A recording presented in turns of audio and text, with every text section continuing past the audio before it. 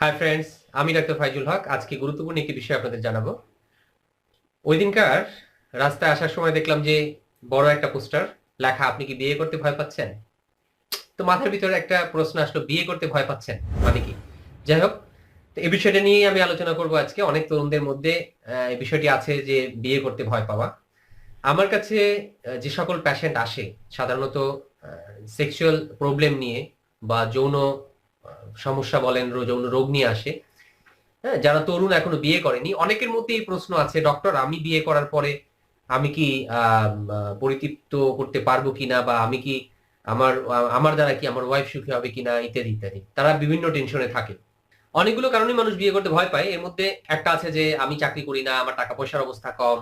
হ্যাঁ, আমি সংসার করব কিভাবে, অথবা এই অল্প টাকায় কি আসলে সংসার করা যাবে কিনা, ইত্যাদি ইত্যাদি। তো এগুলো ছাড়া যে এই ফিজিক্যাল সমস্যাগুলো বা শারীরিক সমস্যা নিয়ে যারা টেনশনে আছে, এদের মূল কারণটা কি আসলে?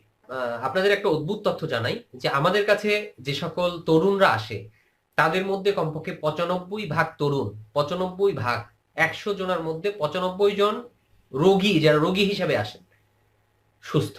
এদের কোনো রোগ নাই। এরা সাইকোসেক্সুয়াল ডিসফাংশনে ভোগে। স্বাভাবিকভাবে দেখা যাবে তার যদি কোনো এক্সামিনেশন করা হয় ফিজিক্যাল, সবকিছু ঠিক আছে, ইনভেস্টিগেশন রিপোর্ট সবকিছু ঠিক আছে, তবুও তারা বলে যে আমি এই সমস্যায় ভুগতেছি। যতদিন মেডিসিন খাওয়ানো হয়, মেডিসিন দেওয়া হয়, হ্যাঁ, অনেকে বলে যে হ্যাঁ আমি মেডিসিন খাওয়ার পরে খুব বেটার আছি, তারপরে এখন আবার খারাপ। তার মানে তার কনফিডেন্টের অভাব। এই যে বিয়ে করতে ভয় পাওয়া, এটা কিন্তু এক ধরনের রোগ, ফোবিয়া। আমি যেমন উচ্চতা ভীতি থাকে অনেকের, উপরে উঠতে ভয় পায়। হ্যাঁ, কারো আছে রাত্রে ভয় পায়, কারো আছে কুকুর দেখলে ভয় পায়, কারো আছে আপনার একা রুমে থাকতে ভয় পায়, একা রাতে ঘুমাতে ভয় পায়। এগুলো সব ফোবিয়া, সব মানসিক রোগ। তো এর মধ্যে এই যে বিয়ে করতে ভয় পাওয়া, এটাও কিন্তু এক ধরনের ফোবিয়া। তো তরুণদের মধ্যে যেগুলো কারণে এই বিয়ে করতে ভয় পাওয়া, সে ভিতরে একটা কারণ হচ্ছে যে তারা নিজেকে অনেক সময় অক্ষম মনে করে, কারণ সেক্স এডুকেশনের অভাব। যার কোনোদিন অভিজ্ঞতা নাই, সে তো জানে না যে কিভাবে কি, বা আমি আমার পারফরমেন্স কি, তার তো অভিজ্ঞতা নাই, তাই না? তো এক্ষেত্রে সে কি করে, ভুল তথ্যগুলো শোনে বিভিন্ন জনের কাছ থেকে, যে একটা মেয়ের এই ক্ষমতা, তাকে এইভাবে পরিতৃপ্ত করতে হয়, পুরুষদের চেয়ে তার অনেক বেশি সেক্সুয়াল চাহিদা, ইত্যাদি ইত্যাদি। সে সব ভুল জানে, একটা তরুণ সব ভুল জানে। ভুল জানার ফলে তার ভিতরে একটা ভীতি তৈরি হয়। ভাই, মনে রাখতে হবে একটা জিনিস, যে একটা মেয়ে কি আল্লাহ বানাইছে পুরুষের জন্য, তো এখানে ভীতির কিছু নাই। আর আপনার যে ভীতি বা তরুণদের যে ভীতি, এই ভীতিগুলো বেশিরভাগই হচ্ছে মনোদৈহিক কারণে। তার ভিতরে কনফিডেন্টের অভাব থাকে, আত্মবিশ্বাসের অভাব থাকে, এজন্য, এবং বন্ধুদের কাছ থেকে ভুল তথ্য জানে, এজন্য সে বিয়ে করতে ভয় পায়। তো যারা তরুণ আছেন, বিয়ে করতে ভয় পাচ্ছেন, তাদেরকে বলি তারা কি কি কারণে ভয় পায়। এক নম্বর হচ্ছে, অনেকেই মাস্টারবেশন করেন, হস্তমৈথুন করেন। এটার মেডিকেলি এটা কোনো রোগ না। ধর্মীয় দিক থেকে খারাপ, ঠিক আছে, বাট মেডিকেলি যদি সব মাসে আপনি 4 বার করেন, সপ্তাহে 1 বার করেন, এটা কোনো সমস্যা না। একদম একদম মুখস্থ করে ফেলেন ভাই, এটা কোনো রোগ না। এটা করার ফলে আপনি যখন রাস্তায় হাঁটবেন, রাস্তার ক্যানভাসাররা বলবে আপনি কি হস্তমৈথুন করছেন, মাস্টারবেশন করছেন, আপনি তো শেষ হয়ে গেছেন। সাথে সাথে আপনি শেষ হয়ে যাবেন। আপনি চিন্তা করবেন, ও যখন বলবে ক্যানভাসাররা যে আপনি তো বিয়ে করতে পারবেন না, সাথে সাথে আপনি মনে করবেন আপনি অযোগ্য হয়ে গেছেন। তাহলে একটা পয়েন্ট, একটা জিনিস থেকে আপনি ক্লিয়ার হলেন যে না, আপনি সমস্যা না এটা। 2 নম্বর হচ্ছে যে যদি কারো উত্তেজনা হয়, যৌন উত্তেজনা জাগে, তার পেনিসের মাথায় পানি পানি আঠালো পদার্থ আসতে পারে, ফ্লুইড আসতে পারে। এটা স্বাভাবিক, এটা অস্বাভাবিক না। বাট অনেকে এই কমপ্লেনটা করে। আমরা প্রায় ফোন পাই যে ডক্টর, আমার উত্তেজনা যখন আসে, উত্তেজিত অবস্থায় আমার পেনিসের মাথায় পানি পানি লালা লালা পদার্থ আসে, আমার তো বীর্য বের হয়ে যাচ্ছে। যতই বলি যে ভাই এটা কোনো রোগ না, এটা কোনো স্বাভাবিক একটা অবস্থা, কোনো সমস্যা নাই, কিন্তু উনি যে ওই ভয়টা পাচ্ছে। কারণ আমাদের মানে কি বলা যায়, যে যারা কোয়াক হাতুড়ে চিকিৎসকরা, যারা ক্যানভাসার আছে বা এই টাইপের যারা আছে, বিভিন্ন হার্বাল বা পোস্টার যারা দেয় বা বিভিন্ন টিভি বিজ্ঞাপন দেয়, যারা এসব রোগগুলোকে পুঁজি করে রোগীদের সাথে প্রতারণা করে, তারা কিন্তু এগুলো বলে যে আপনার উত্তেজনার পর কি পানি পানি বের হয়, তাহলে আপনি শেষ হয়ে গেছেন। তো পেশেন্ট মনে করে কি যে সত্যি আমি শেষ হয়ে গেছি। অবচেতন মন তারা এটা প্রোগ্রাম করে রাখে। সে মনে করে যে না, সত্যি আমি রোগ হয়ে গেছে, আমার আমার পেনিসের মাথায় পানি পানি বের হয়েছে, তার মানে আমি শেষ। আমি আবারও বলি যে ভাই, এটা কোনো রোগ না, এটা স্বাভাবিক একটা বিষয়। হ্যাঁ, আপনার আপনি উত্তেজিত হচ্ছেন, বের হবে, এটা তো স্বাভাবিক, ন্যাচারাল। এটা অস্বাভাবিক কিছু না, এটা কোনো রোগ না। 3 নম্বর, দুইটা গেল। 3 নম্বর, কি কি কারণে তারা এই ভয়টা পায়। 3 নম্বর, 3 নম্বর হচ্ছে স্বপ্ন দোষ। এই স্বপ্ন দোষ নিয়ে আমার ভিডিও আছে, আমি ওখানে বলছিলাম যে এটার নাম যে কেন দোষ দেছে আমি জানি না, এটা তো দোষের কিছু না, তো ভালো। উৎপাদন হচ্ছে, বের হয়ে যাচ্ছে, অস্বাভাবিক কিছু না। কিন্তু তখন রাস্তার যারা ক্যানভাসার আছে অথবা অপচিকিৎসা যারা করে তারা বলে কি যে 1 ফোঁটা বীর্য 80 ফোঁটা রক্তের দ্বারা তৈরি, আপনার 1 ফোঁটা বীর্য যাওয়ার অর্থ হচ্ছে আপনার শরীর থেকে 80 ফোঁটা রক্ত চলে যায়। তো সাথে সাথে পেশেন্ট চিন্তা করে আমার 80 ফোঁটা রক্ত চলে গেছে, এত ফোঁটা চলে গেছে, তার মানে ওই ক্যালকুলেশন করতে থাকে এবং সাইকোলজিক্যালি সে সিক হতে থাকে, মানসিকভাবে সে দুর্বল হতে থাকে।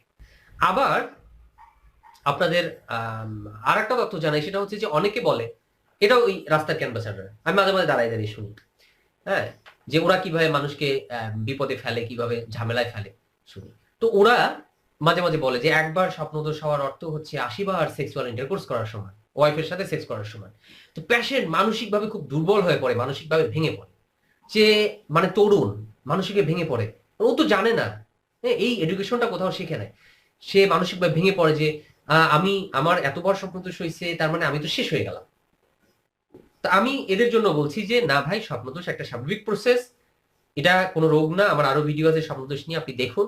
এবং সত্যিকার অর্থে স্বপ্নদোষ কোনো দোষের কিছু না, কিন্তু প্রতিদিন যদি হয়, অস্বাভাবিক হয়, তখন আমরা বলি যে ঠিক আছে আপনি একজন চিকিৎসকের সাথে দেখা করেন। এর মানে এই না যে আপনি শেষ হয়ে গেছেন, আপনি অযোগ্য হয়ে গেছেন, আপনি বিয়ে করতে ভয় পাচ্ছেন, বিষয়টা এরকম না। এরপরে আসেন 4 নাম্বার পয়েন্ট। 4 নাম্বার পয়েন্টটা হচ্ছে, অনেকে বলে যে ডক্টর আমি যখন বাথরুমে যাই, যখন আমি বাথরুমে কোদ দেই, তখন আমার বীর্য বের হয়ে যায়। হ্যাঁ, এটা অনেকে কমপ্লেন করে। আচ্ছা, এটা সম্পর্কে কিছু কথা বলি। সেটা হচ্ছে 2টা অপশন থাকতে পারে। 1 নাম্বার হচ্ছে সত্যি সত্যি সে পেশেন্ট হতে পারে। যদি তার গনোরিয়া হয় অথবা যদি তার ইউরিনারি ট্র্যাক্ট ইনফেকশন হয়, কোনো কারণে যদি ইনফেকশন হয়, তখন তার পুজ যেতে পারে, সেটা কিন্তু ভিন্ন জিনিস, সেটা রোগ। বাট এছাড়া কারো কনস্টিপেশন, পায়খানা যদি কষা থাকে, তার এমনি এমনি এটা বের হতে পারে। একটা ভালো ছেলে, সে কোনোদিন মাস্টারবেশন করে নাই, তার কোনো গার্লফ্রেন্ড নাই, সে সেক্সুয়াল রিলেশন করে নাই কারোর সাথে, এমনকি তার স্বপ্নদোষও হচ্ছে না, একটা ছেলে, তার এটা বের হবে কিভাবে বলে? হ্যাঁ, প্রস্রাবের সাথে বের হয়ে যেতে পারে, অতিরিক্ত যেটা আছে প্রস্রাবের সাথে বের হয়ে যেতে পারে, এটা কোনো রোগ না। সাধারণত যাদের কনস্টিপেশন আছে, যদি এরকম সমস্যা হয়, তারা যদি ইসবগুলের ভুসি খায় অথবা ফাইবার জাতীয় খাবার খায়, এই সমস্যাগুলো দূর হয়। তার মানে এটাও কোনো রোগ না। যদি যদি প্রস্রাবে প্রচুর যন্ত্রণা থাকে, যদি পুজ যায়, দেরি না করে অবশ্যই ডক্টরের কাছে যান, কারণ আপনার ইউরিনারি ট্র্যাক্ট ইনফেকশন হতে পারে।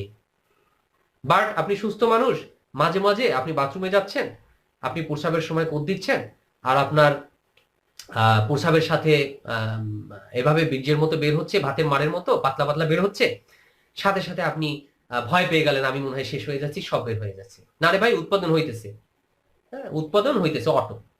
আপনি বের করলেও উৎপাদন হবে, না বের করলেও উৎপাদন হবে। তো এটা নিয়ে টেনশন নাই। সো এটাও কোনো রোগ না। আমরা 4টে পয়েন্ট বললাম, ঠিক আছে? কেন আমাদের তরুণরা বিয়ে করতে ভয় পায়, এই কারণগুলো বলতেছি, আমি সলিউশনও দিয়ে দিচ্ছি, যেহেতু এগুলো কোনো রোগ না। এবার আসেন আর একটা পয়েন্ট বলি। ধরেন কোনো কারণে সে মাস্টারবেশন করছে, মাস্টারবেশন করার পরে সে দেখলো, ডক্টরের কাছে শুনছে আপনার বীর্য পাতলা, বীর্য ঘনর একটা কাহিনী শুনছে, সে তার ভিতরে একটু কৌতূহল, কিউরিসিটি জাগলো যে আমার বীর্যটা কেমন, একটু দেখি। দেখতে গিয়ে দেখলো একটু পাতলা, ভয় পেয়ে গেল, হাই হাই আমি শেষ, আমার বীর্য পাতলা, আমি মনে হয় বাবা হতে পারবো না। অনেকে তো আমার কাছে বলে ডক্টর আমার বীর্য পাতলা, আমি বাবা হতে পারবো না, কি দরকার একটা মেয়ের জীবনটা নষ্ট করা। আমি বলছি আপনি বাবা হতে পারবেন না কিভাবে বুঝলেন? কারণ আমি বীর্য দেখে তারপর বুঝছি। আমরা, আপনার চোখে কি মাইক্রোস্কোপ লাগানো আছে নাকি? হ্যাঁ, ওর ভিতরে বীর্যের ঘন পাতলার সাথে তো কোনো সম্পর্ক নাই ভাই। সম্পর্ক হচ্ছে যে এই সিমেনের ভিতরে আপনার স্পার্ম বা শুক্র আছে কিনা, সুস্থ শুক্র আছে কিনা, তাহলে আপনি বাবা হতে পারবেন। ঘন পাতলার সাথে কোনো সম্পর্ক নেই, পারফরমেন্সের কোনো সম্পর্ক নেই, ঠিক আছে ভাই?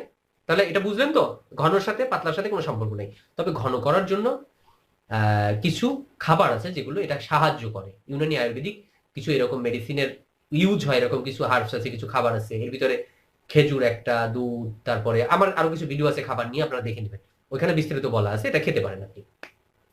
আমরা কয়টা পয়েন্ট বললাম? 4টা, আর একটা 5টা। যে যে কারণে তারা ভয় পায় যে আমি মনে হয় শেষ। আর একটা পয়েন্ট খুব গুরুত্বপূর্ণ, মাথায় রাখবেন। ধরেন একটা ছেলের, একটা তরুণের সেক্সুয়াল, সে মানে সেক্সুয়াল খুব ইচ্ছা, আগ্রহ, তো বন্ধুর পাল্লায় পড়ে একদিন বন্ধুরা বললো চল দোস্ত ওরকম একটা হোটেলে যায় অথবা এক জায়গায় যাই, টাকা দিয়ে সে মেয়েদের সাথে সেক্সুয়াল ইন্টারকোর্স করলো। সে কি করলো? বন্ধুদের পাল্লায় পড়ে টাকা দিয়ে সেক্সুয়াল ইন্টারকোর্স একটা মেয়ের সাথে করলো। কার সাথে? একটা পতিতার সাথে। হুম, যারা টাকার বিনিময়ে সেক্স করে। এখানে কিন্তু সে তার ওয়াইফ না, টাকার বিনিময়। যখন যায় তখন তার প্রথম ভয়টা কাজ করে যে কেউ দেখে ফেলে কিনা, আশেপাশের মানুষজন চিনে ফেলে কিনা। তার মানে তার অবচেতন মনে একটা ভয় কাজ করে যে আমি হোটেলে ঢুকতেছি, কেউ দেখে ফেললো কিনা। মেয়ের কাছে যাওয়ার পর চিন্তা করে পারবো কি পারবো না। সাধারণত অথবা যদিও পারলো, প্রথম অবস্থায় দ্রুত বীর্যপাত হলো, সাথে সাথে ভয়, আমি শেষ, আমার দ্রুত বীর্যপাত হয়ে গেছে। ভাই প্রথম অবস্থায় হতে পারে 2-1 বার, এটা স্বাভাবিক। এই জন্য বেটার বিয়ে করার পরে ওয়াইফের সাথে যা করার করেন, বাহিরে করছেন একে তো সাইকোসোমাটিক রোগ হয়ে যাবে। কোনো রোগ না, কিন্তু আপনি মনে করবেন আপনি অসুস্থ হয়ে গেছেন। কোনো রোগ না, আপনি মনে করবেন আপনি আপনি শেষ। সাথে সাথে কিছু গিফট পাবেন আপনি, গিফট, এসটিডি, যৌন রোগ। বড় গিফট, ছোট গিফট, অনেক গিফট আছে। গনোরিয়া, সিফিলিস মোটামুটি বড় মাঝারি ধরনের গিফট। এরপরে আছে হেপাটাইটিস বি আছে, হেপাটাইটিস সি আছে। এরপরে আছে আপনার বড় গিফটও পেয়ে যেতে পারেন, এইডসও হয়ে যেতে পারে আপনার। সো সাবধান, কন্ডম ব্যবহার করবেন। অ্যাক্সিডেন্ট হয়ে কন্ডম অনেক সময় কিন্তু ফাটে। যাই হোক, অনেক কথা বললাম ফ্রেন্ডস, আশা করি আপনারা বুঝতে পারছেন যে এগুলো কোনো রোগের মধ্যে পড়ে না। তারপরে যদি আপনার এরকম কোনো প্রবলেম হয়, তারপর যদি মনে করেন সত্যি সত্যি আপনি অসুস্থ, তারপর যদি মনে করেন যে না আমি আসলেই সত্যি আমার কাছে খারাপ লাগতেছে, বা আপনি আমার কথা বিশ্বাস করতে না পারেন, তাহলে আপনি আপনার বাসার পাশের কোনো অভিজ্ঞ এক্সপার্টকে দেখান, জন্মযৌন বিভাগের ডাক্তারকে দেখাতে পারেন। পাশে যদি এরকম কোনো মেডিকেল কলেজ থাকে ওখানে ওই ডিপার্টমেন্টে গিয়ে দেখা করতে পারেন, অথবা যে কোনো ডক্টরের সাথে আপনি মিট করতে পারেন, ক্লিয়ারলি কথা বলতে পারেন, ডক্টর আমি কি আসলে সুস্থ আছি কিনা, আমার কোনো সমস্যা আছে কিনা। অনেক ধন্যবাদ যারা আমাদের ভিডিওটি মন দিয়ে দেখলেন। লাইক দিন, কমেন্ট করুন, আমাদের সাথে থাকুন, আমাদের পাশে থাকুন। আল্লাহ হাফেজ।